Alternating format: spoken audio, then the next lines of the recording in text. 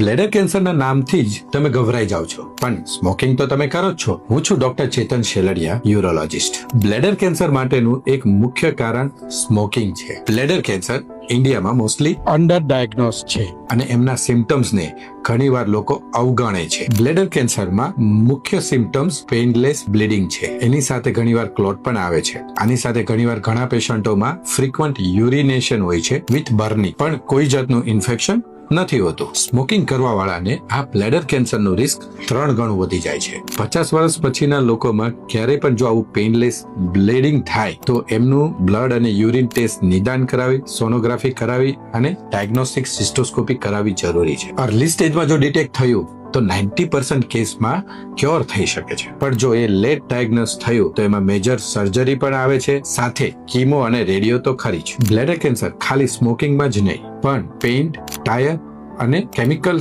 ઇન્ડસ્ટ્રીઝના વર્કરોમાં પણ જોવા મળે છે. જો તમારા ઘરમાં પણ કોઈ સ્મોકિંગ કરતું હોય અથવા તો આ કેમિકલ ઇન્ડસ્ટ્રીઝ સાથે સંકળાયેલા હોય તો એ લોકોને આ વિડીયો જરૂરથી શેર કરો અને એમની લાઈફ બચાવો.